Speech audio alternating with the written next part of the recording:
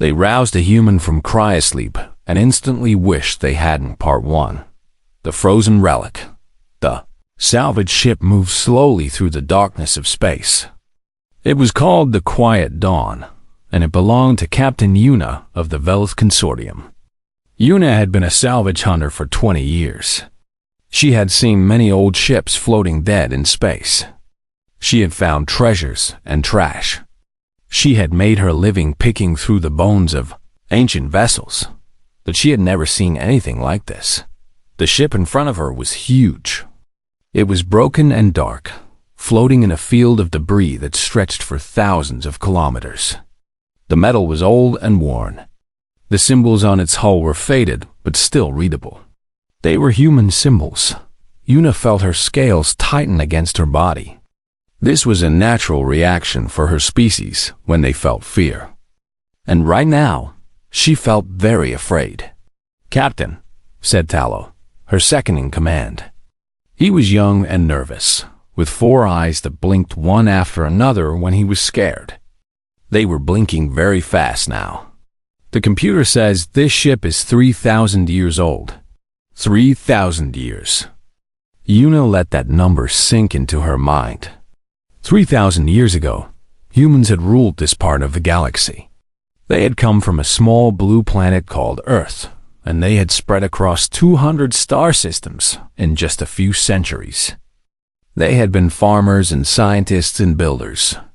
They had also been warriors, the greatest warriors the galaxy had ever seen. Every species in the known universe had stories about humans. Stories passed down from generation to generation. Stories about creatures that looked weak but fought like demons. Stories about soldiers who would not stop even when they were dying. Stories about a species so dangerous that the Galactic Council had celebrated when they had disappeared. No one knew why humans had vanished. One day, they were everywhere. The next day, they were gone. Their planets were empty. Their ships were abandoned. Their cities stood silent and still. For 3,000 years, the galaxy had been at peace. "There is a life sign," Tallow whispered. His voice was shaking. "One of the cryopods is still working." Yuna stopped breathing. A cryopod was a special container that could keep a person alive for thousands of years by freezing them. If a cryopod on this ship was still working, that meant only one thing. There was a living human on board. "We should leave," said Tallow. "We should leave right now. We should call the Galactic Council. We should—" "Be quiet," said Yuna. Her mind was racing. A living human was worth more money than she could imagine. The Science Council had been studying human ruins for centuries. They would pay anything for a living specimen. She could be rich. Richer than the governors of entire planets. She would never have to work again. "Prepare a boarding team," she said. "Captain, please." "That is an order, Tallow."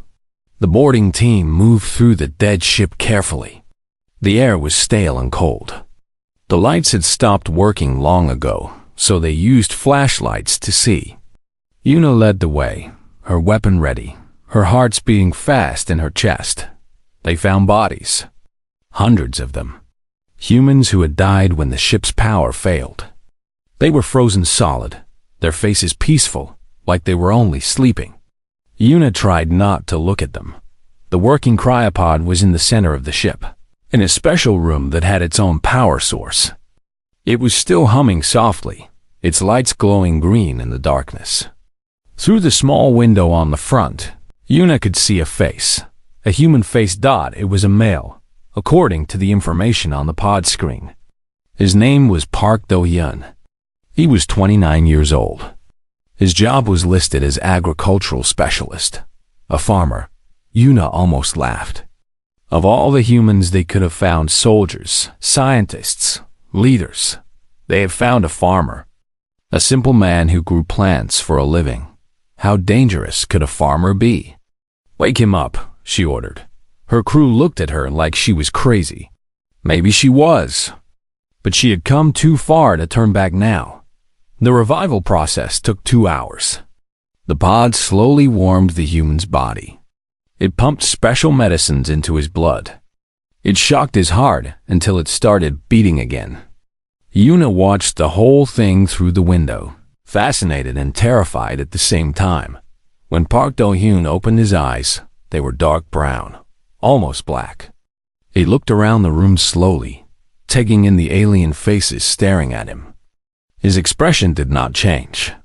He did not scream or cry or panic. He simply looked. "Where am I?" he asked. His voice was rough from 3,000 years of sleep, but his words were calm. Yuna stepped forward. The translator device in her ear turned his words into her language, and her words into his. "You are on my ship," she said. "The Quiet Dawn. We found your vessel drifting in space." "The Eternal Spring," said Do-hyun. "That was my ship's name. We were going to start a new colony. 12,000 people." He paused. "Where are they?" Yuna did not want to answer, but she did. "Dead. The power failed a long time ago. You are the only survivor." Do-hyun closed his eyes. For a moment, Yuna thought he might cry. But when he opened his eyes again, they were dry. "How long?" he asked. 3,000 years. The human was silent for a very long time. Yuna watched emotions move across his face like clouds across a sky. Pain, grief, shock, and then, slowly, something else. Something hard and cold. Acceptance. "My wife was on that ship," he said quietly.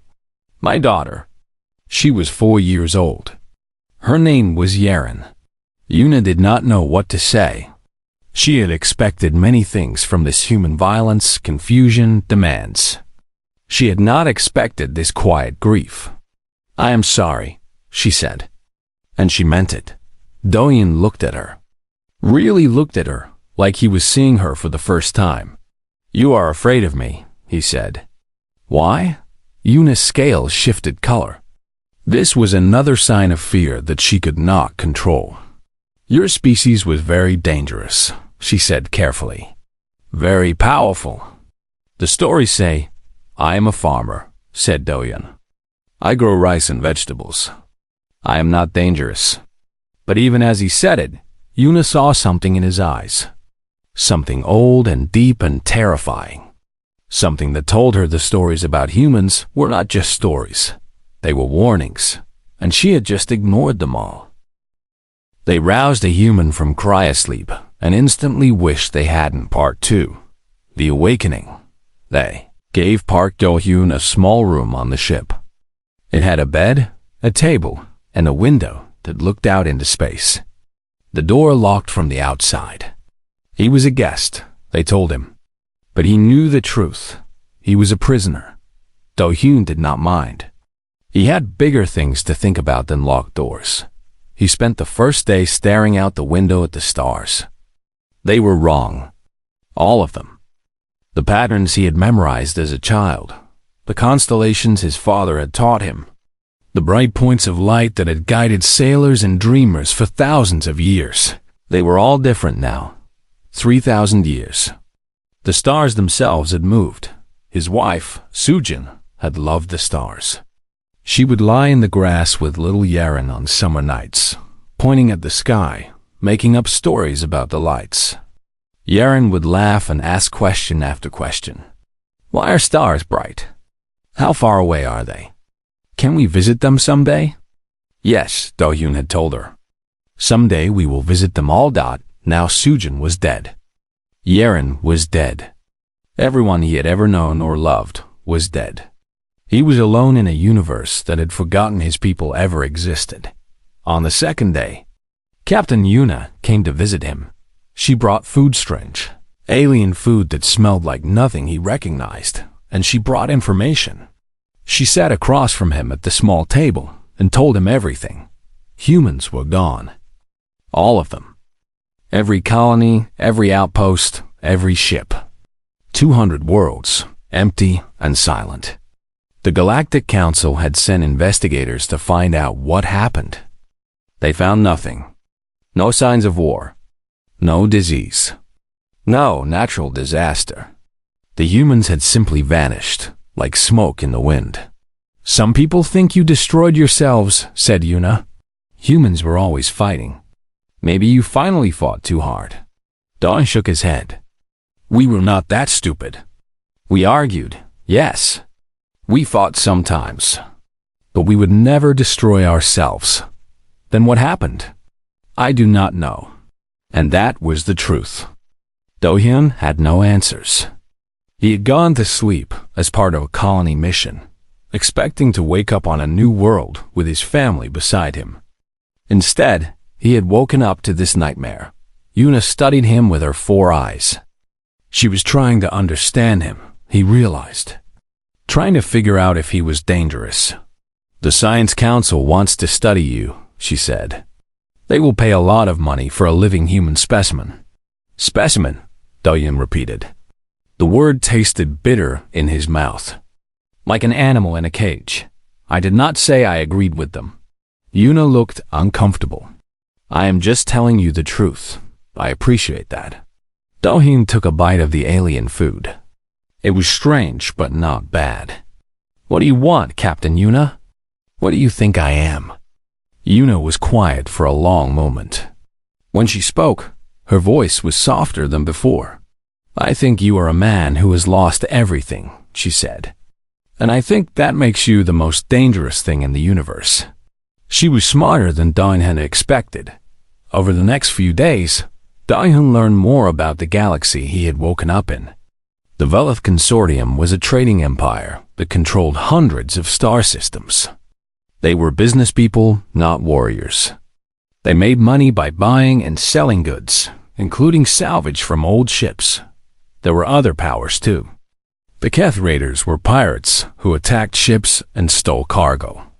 The Malari Federation was a military alliance that protected its members. The Galactic Council was a government that tried to keep peace between all the different species. And everywhere Do-hyun looked, he saw fear. The aliens were afraid of him. He could see it in the way they walked around him, keeping their distance. He could see it in the way they flinched when he moved too fast. He could hear it in their whispered conversations. When they thought he was not listening, they had grown up hearing stories about humans. Terrible stories. Stories about a species that had conquered everything in its path. Stories about warriors who could not be stopped. Stories about monsters in human form. Do-hyun was not a monster. He was a farmer. He had spent his life growing food, not killing people. But he understood why they were afraid. Because the stories were true, not the monster parts. Humans were not monsters. They were people just like any other species. They loved and laughed and cried and dreamed. They built families and communities and civilizations, but they also fought. When they had to fight, when there was no other choice, humans were terrifying. Do-hyun remembered his own training. Every human child learned to fight. It was part of their education, as normal as learning to read or do math. From age 6, children trained in combat. They learned to use weapons. They learned to use their hands and feet as weapons. They learned to survive. This was not because humans were violent by nature. It was because the universe was dangerous. Human colonies had faced threats from the very beginning, hostile environments. Alien predators, raiders looking for easy targets. The only way to survive was to be ready to defend yourself. So every human, from the smallest child to the oldest grandmother, knew how to fight. Do-hyun had hoped he would never have to use that training. He had chosen to be a farmer because he loved growing things, loved nurturing life instead of taking it. He had married Sujin because she was kind and gentle and saw the good in everyone. He had raised Yeren to be curious and brave, and full of wonder. And now they were gone. Now he was alone. Now he was the last human in the universe. On the 5th day, Tallow came to his room with news.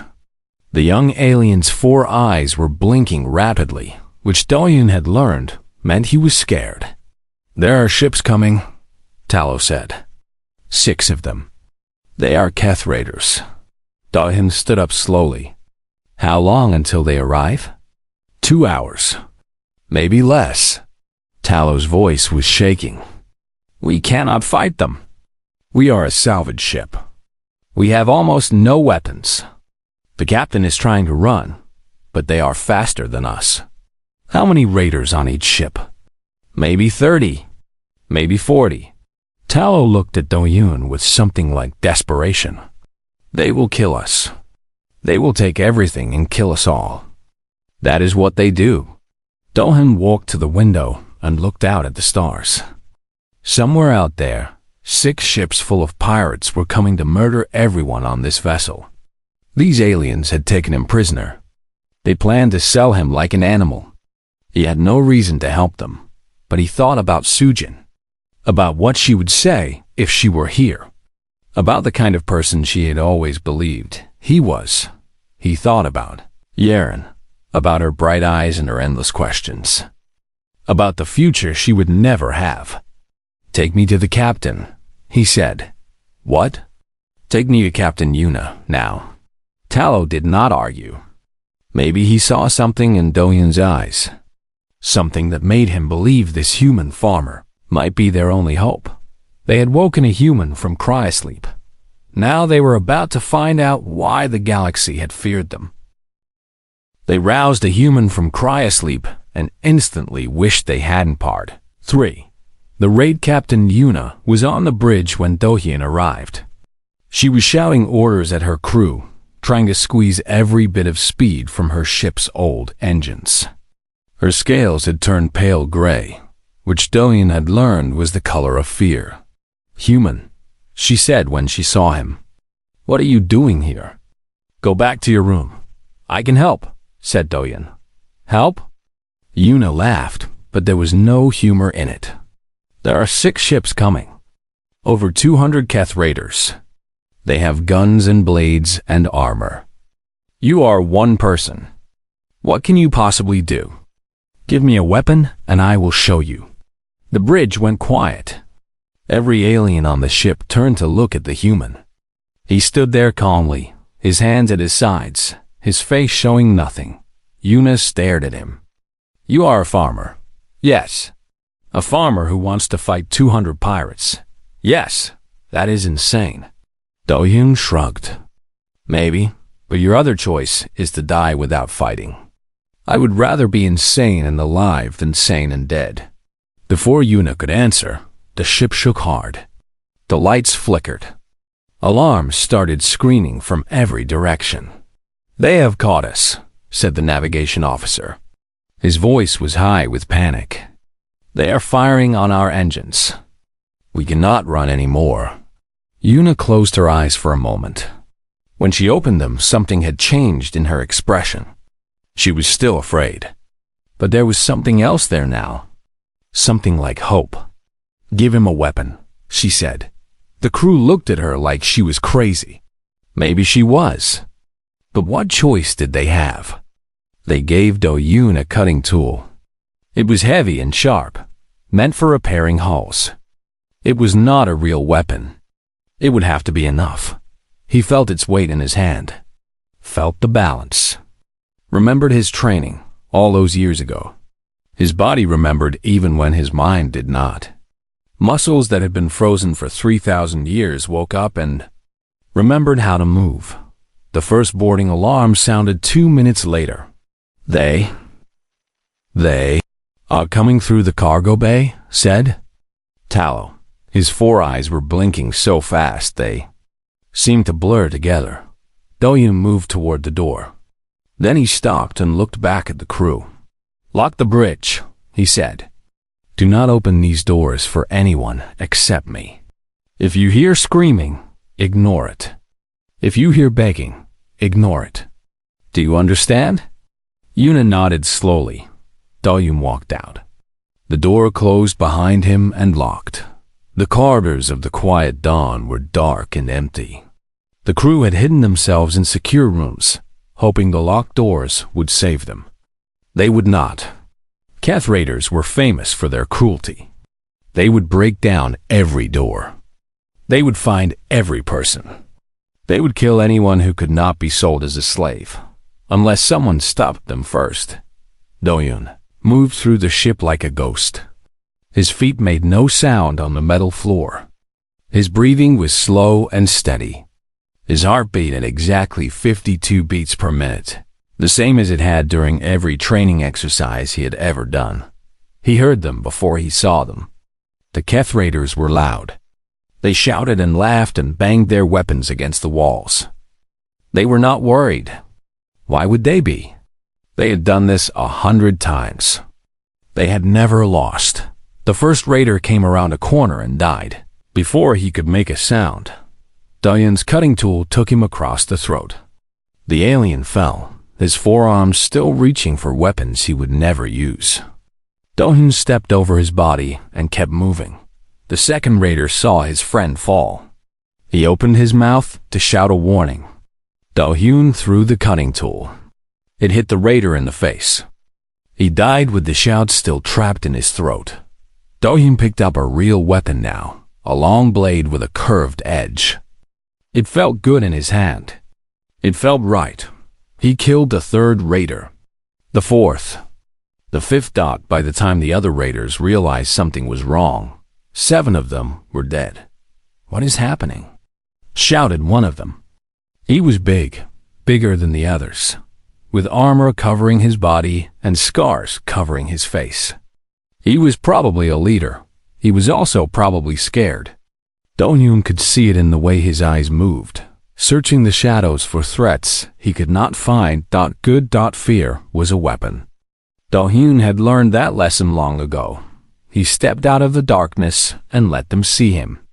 Let them see the blood on his clothes and the blade in his hand. Let them see his calm face and his steady eyes. "I am going to give you one chance," he said. His voice was quiet, but it carried in the silent corridor. "Leave this ship. Take your dead and go. Do this, and I will let you live." The raiders stared at him. There were still over 30 of them in this corridor alone. They had armor and guns and years of experience. He was one human with a stolen blade. The big raider laughed. "One human? You think you can fight all of us?" "No," said Do-hyun. "I do not think I can fight you." "I know I can." The big raider stopped laughing. Something in Do-hyun's voice made him hesitate, made him doubt, but pride was stronger than fear. "Kill him," the raider ordered. They rushed at Do-hyun all at once. 20, 30, too many to count. They came with blades and guns and claws, screaming their battle cries, certain of their victory. Do-hyun moved. It was not fighting. Fighting was two people trying to hurt each other. This was something else. This was a dance that Do-hyun had learned as a child. This was muscle memory and training, and 3,000 years of human evolution turned into violence. He was faster than them. Not a little faster, much faster. His blade moved in patterns they could not follow. He ducked under swings that should have killed him. He stepped aside from shots that should have hit him. He turned their own attacks against them. Bodies fell. Blood sprayed. The screaming changed from battle cries to cries of pain. In less than 3 minutes. It was over. 31 raiders lay on the floor. Some were dead. Some were dying. Some would live if they got medical help soon. Do-hyun stood in the center of them all. His breathing was slightly faster, now 60 beats per minute instead of 52. His shirt was torn.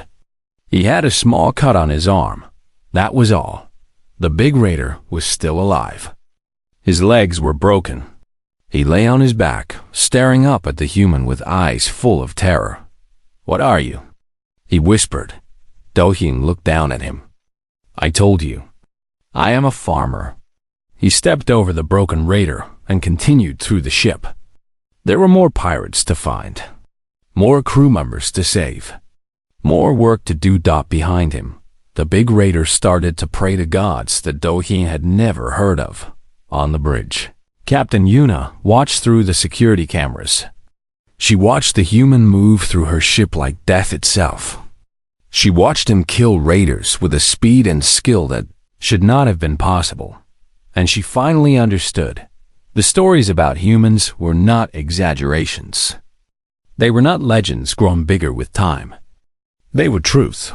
Humans were the most dangerous species the galaxy had ever known, and they had just woken one up. They roused a human from cryosleep and instantly wished they hadn't. Part 4. The Reckoning. The fighting lasted 47 minutes. When it was done, Park Do-hyun had killed 83 Keth raiders. He had saved every member of the Quiet Dawn's crew. He had not received a single serious wound. The remaining raiders ran. They ran back to their ships and flew away as fast as their engines could carry them. They did not look back. They did not try to recover their dead. They simply ran, like animals fleeing from a fire. Do-hyun let them go. He stood in the cargo bay, surrounded by bodies, and watched their ships disappear into the darkness of space.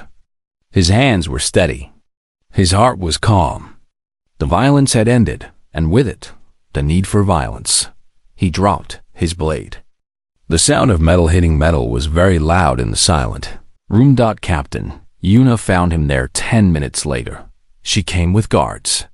12 of them, all armed, all terrified. They pointed their weapons at Do-hyun but kept their distance. Smart. Even now, even after what they had seen, he did not want to get too close. Yuna walked toward him alone. "You saved my ship," she said. Her voice was strange, a mix of gratitude and fear that she could not hide. Do-hyun nodded. "Yes, you killed 83 raiders." 84. One died on the way to their ship. Yuna swallowed hard. "You counted?" "I always count." The captain looked at the bodies around them. Her scales had turned a color Do-hyun had not seen before, somewhere between gray and green. He did not know what it meant. "Why?" she asked finally. "Why did you help us?" "We were going to sell you. We were going to give you to the Science Council, like some kind of animal." "Why would you fight for us?" Do-hyun was quiet for a long moment. He thought about Sujin. He thought about Yaren. He thought about the kind of man he had always tried to be. "Because it was the right thing to do," he said. Yun stared at him. "That is it? That is your only reason? What other reason do I need?" The captain seemed to struggle with this. Her species was practical. They made decisions based on profit and loss, risk and reward. The idea of doing something simply because it was right, that was strange to her. "Humans," she said slowly, "are very confusing. We get that a lot. Despite everything, despite the blood and the bodies and the fear, Yuna laughed. It was a small laugh, surprised out of her, before she could stop it. But it was real. "Come with me," she said. "We need to talk." They went to her office. It was a small room near the bridge, filled with papers and screens and the collected junk of 20 years of salvage work. Yuna sat behind her desk. Do-hyun sat across from her. The guards stayed outside. They were not needed anymore. Whatever Park Do-hyun was, he was not a threat to them. At least, not right now. "Tell me about human training," said Yuna. "How does a farmer learn to fight like that?" Do-hyun leaned back in his chair. Where should he begin?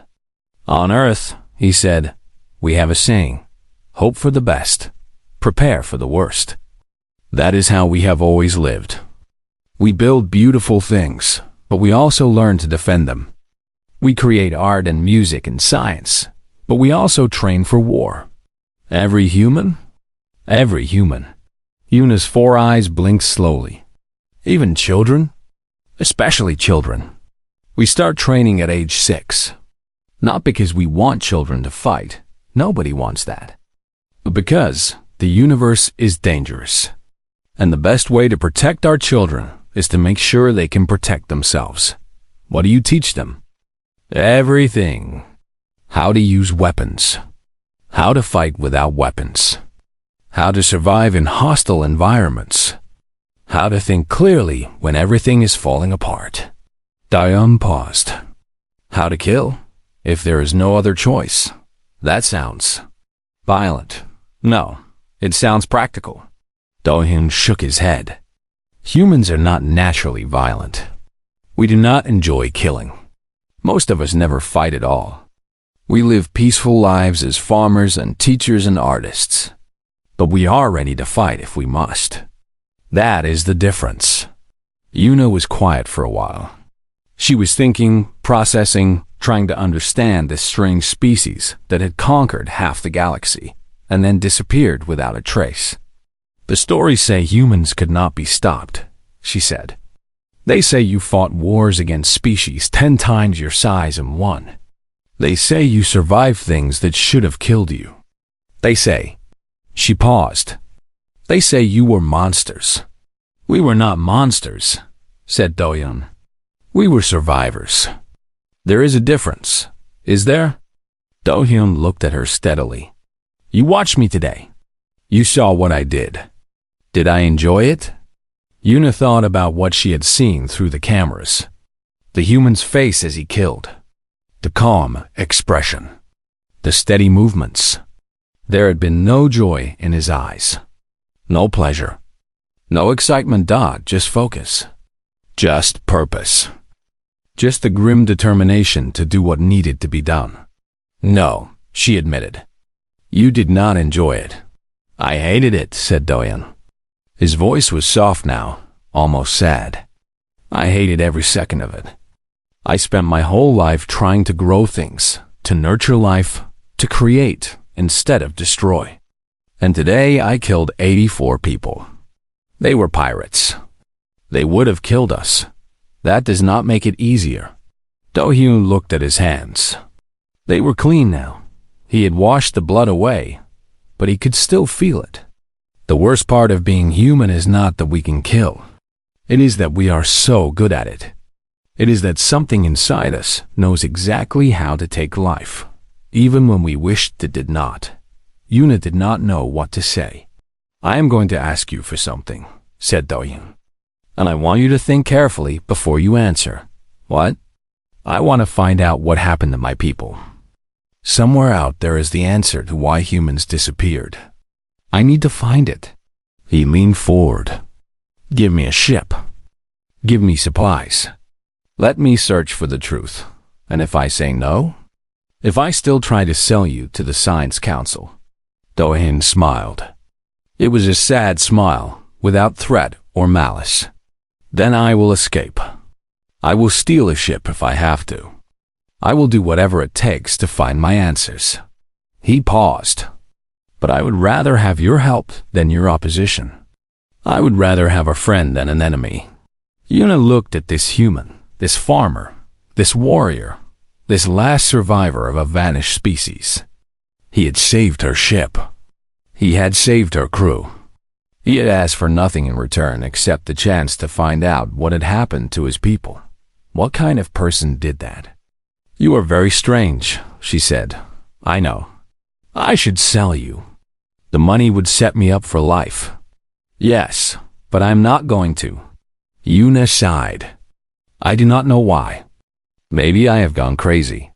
But I am going to help you instead. Do-hyun's sad smile changed. Became warmer. Became real.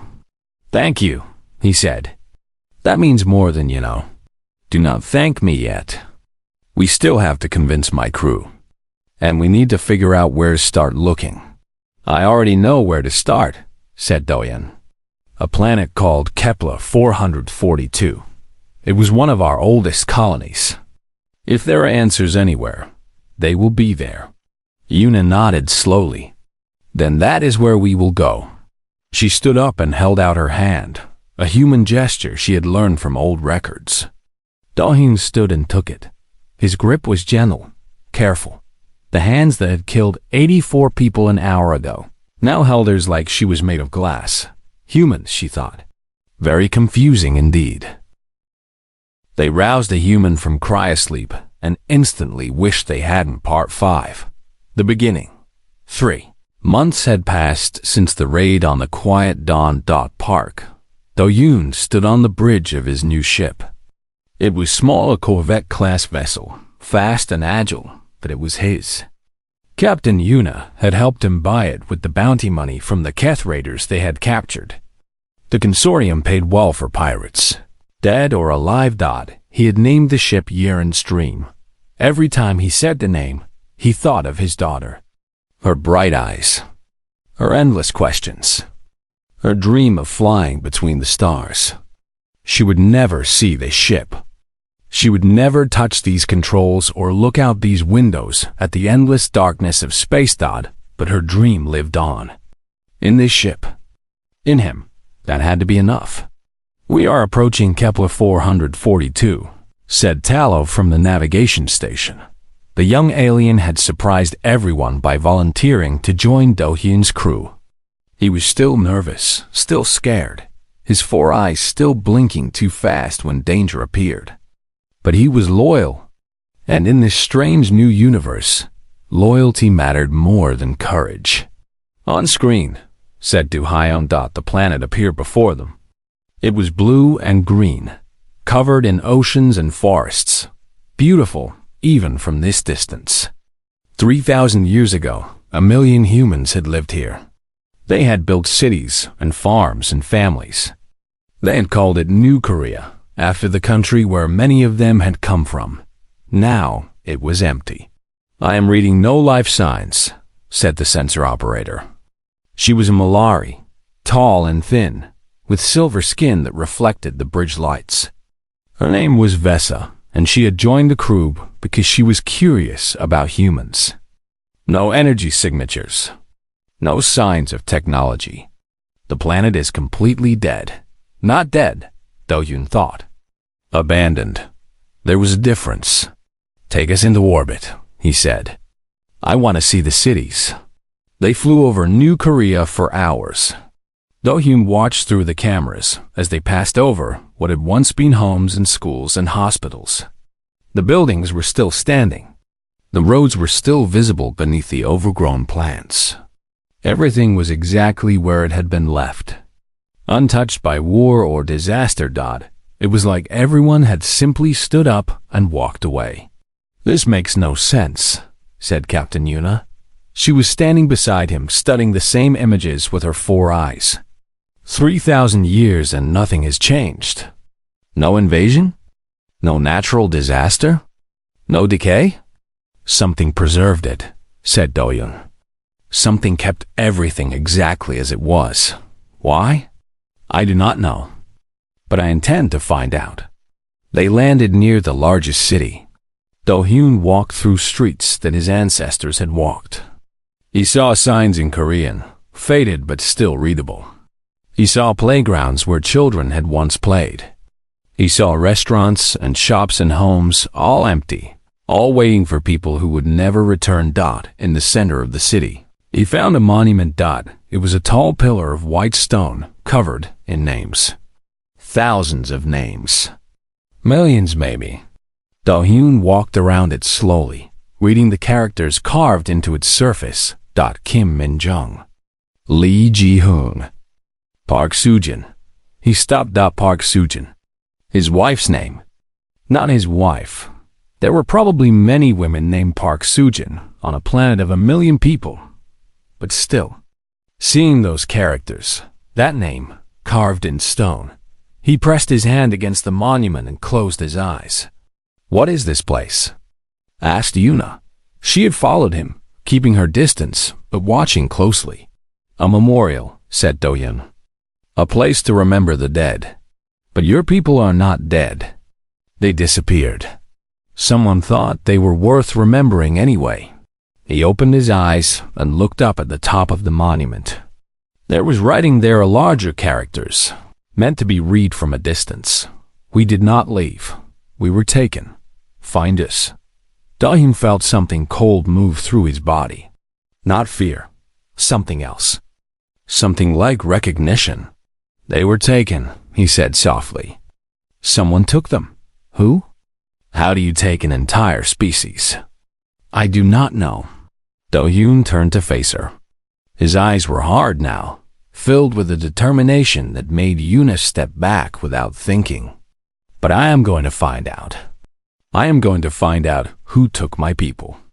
I am going to find out where they went. And I am going to bring them home. That could take years. Decades. Maybe longer. Then it takes years. Dahyun started walking back toward the ship. I have nothing but time. They searched the planet for 3 more days. They found records and journals and databases, all perfectly preserved. They found stories about strange lights in the sky in the weeks before the disappearance. They found reports of people feeling watched. They found evidence that something had been studying humanity for years before finally making its move. But they did not find who had done it, or why, or where the humans had been taken. Those answers were somewhere else. Somewhere deeper in the galaxy. Somewhere waiting to be found. On the last day, Dahyun stood alone on a hill overlooking the empty city. The sun was setting, painting the sky in shades of orange and red. It looked almost like a sunset on Earth, almost like home. Yuna found him there an hour later. The crew is ready to leave, she said. Where do we go next? Dahyun did not answer right away. He was watching the stars appear, one by one, in the darkening sky. Different stars than he had known as a child. Different constellations. Different patterns, but still beautiful. Still full of wonder. Still full of possibilities.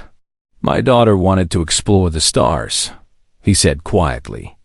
She wanted to see everything, go everywhere, meet everyone. She was 4 years old, and she had bigger dreams than most adults. She sounds wonderful. She was. Dahyun turned to face Yuna. His eyes were wet, but his voice was steady. I could not save her. I could not save any of them. But I can find them. I can finish what they started. I can carry their dreams across the galaxy until I find the truth. And if the truth is painful, if you find something you do not want to find, then I will face it. That is what humans do. We face things. We do not hide or run or pretend they do not exist. We face them, no matter how hard they are. Yuna nodded slowly. She was beginning to understand this species. Beginning to understand why the galaxy had feared them. It was not just their strength, or their skill, or their capacity for violence, It was their stubbornness. Their refusal to quit.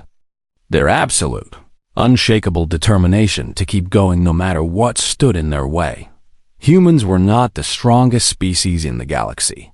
They were not the smartest or the fastest or the most advanced. But they were the most persistent, the most relentless, the most impossible to stop. And now the last one was searching for answers. Heaven help whoever had taken his people. They flew away from Kepler 442 as the night fell over the empty cities below. Dahyun sat in the captain's chair, watching the stars streak past as they entered hyperspace. Behind him, his crew worked their stations. Velith, Malari, Keth, a dozen different species, all united by curiosity and loyalty and the strange gravity of the human in their midst. Somewhere in the vast darkness of space, something ancient watched them go. It had been watching for a very long time. It had taken the humans 3,000 years ago. Taken them for reasons that no one could understand. Kept them somewhere that no one could find. And now one had escaped. One small, stubborn human, searching for the truth. The ancient thing considered this development. Considered what it meant. Considered what to do. Then it smiled. Not a human smile. Not any kind of smile that any species in the galaxy would recognize. But a smile nonetheless. The last human was coming. Good. It had been waiting for exactly this. The game was about to begin. And somewhere in the endless night, Dahyun flew on toward answers he could not imagine, dangers he could not predict, and a destiny that would change the galaxy forever. His daughter had dreamed of the stars. Now her father would conquer them, for her, for his wife. For his people. For humanity. The dream continued.